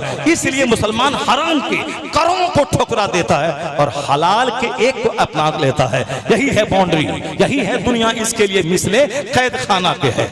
काफिरों के लिए जन्नत है। वो जब चाहे रात के 2 बजे सोएं, 3 बजे सोएं, वो जब चाहे दिन के 10 बजे उठे, वो जब चाहे जहां चाहे जाएं, वो ससुराल जाएं, अहलिया के पास जाएं कि तवाइफ के कोठे पे जाएं, सब बराबर है। पानी पिए, शरबत पिए, थम्स अप पिए, कोको कोला पिए, शराब पिए, विस्की पिए, उसके लिए सब बराबर है। इसीलिए हुजूर ने फरमाया दुनिया काफिरों के लिए मिसले जन्नत के है और मुसलमानों के लिए ये मिसले कैद खाना के है। काफिर 100 साल एक दिन के बराबर जैसे मरेंगे, खरबों साल की आग उसका मुकद्दर बनेगी। और मुसलमान 100 साल जो 1 सेकंड के बराबर है, ये सिर्फ सब्र करें, सीने पर सब्र का पत्थर रख लें। 1000 दिल चाहे कि गुनाह करें मगर सब्र का पत्थर रख लें। जैसे ही सांस का सिलसिला टूटेगा, जन्नत की हूरें, जन्नत के गिलमान, जन्नत की बहारें इसका इस्तेमाल करने को तैयार हो जाएगी। तो दुनिया वाला कुछ भी करे, हमको उससे कोई मतलब नहीं है। हमें करनी है शहनशाह बतहा की रजा जोई। वो अपने हो गए तो रहमत परवरदिगार अपनी। किसी दूसरे का मुंह नहीं देखना है, मुस्तफ़ा का मुंह देखना है। और आला हजरत की ज़बानी, उन्हें जाना उन्हें माना, न रखा खैर से काम, लिल्लाहिल हम्द में दुनिया से मुसलमान गया। आप पर मैंने बोझ तो नहीं बन गया आपके लिए, मैंने हैं क्या हुआ, बोझ बन गया आपके लिए? हम बोझ बन गया क्या? बोझ नहीं बने ना। कितना टाइम लिया, कितना टाइम लिया मैंने? 2 घंटे हो गए। चलिए, जलसा वाले का था कि आपको 2 घंटे बोलना है, जबकि रोज़ाना बोलते रहना है। कल नागपुर में थे, परसों कहाँ हुबली कर्नाटक में थे, उससे पहले कहाँ थे, कल पूना में रहना है। उसके बावजूद भी 2 घंटे जो हमसे बोलवाइएगा तो मेरा क्या हाल हो जाएगा। इसलिए इस भागते दौड़ते हुए सफ़र में 1 घंटा ही काफ़ी था। मगर मैंने नौजवानों का ख्याल करते हुए, नौजवानों का ख्याल तो कम, आपका ख्याल करते हुए, सिर्फ कि इतने सैकड़ों के बीच में 1-2 आदमी का भी सीना अगर हिल गया, गुनाहों से तौबा कर लिया, तो समझ लें कि खरबों की बिल्डिंग बनाने से ज्यादा ये काम है कि 2 आदमी को गुलाम मुस्तफ़ा बना दिया जाए। मैंने सिर्फ आपको देखा। मैं 1 घंटा बोलने के बाद ही छोड़ देता, कोई कुछ नहीं बोलता, नजराने उतना ही वो देते मुझको। मगर मैंने अपने आप पर कष्ट उठा के 2 घंटे की एक लंबी तकरीर मैंने इसीलिए की है, शायद तकरीर का ये जुमला, वो जुमला, ये जुमला किसी के दिल में उतर जाए, लोग नेक बन जाएं। अल्लाह तबारक व तआला आपको, हमको, सबों को गुलाम मुस्तफ़ा बनने की तौफीक अता फरमाए, गुनाहों से सच्ची तौबा की तौफीक अता फरमाए, और मरने से पहले मौत की तैयारी की तौफीक अता फरमाए। बच्चों ने जो महफिल मुनक़िद की है, अल्लाह ताला इनकी इस मेहनतों को कबूल फरमाए।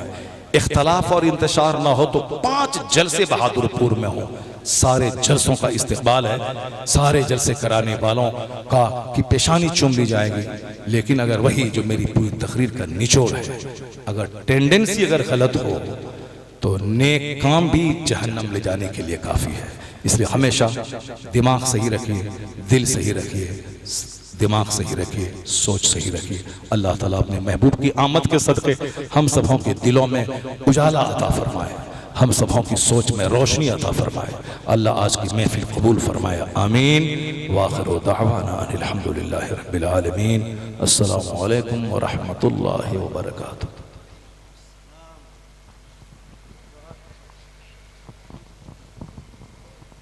आइए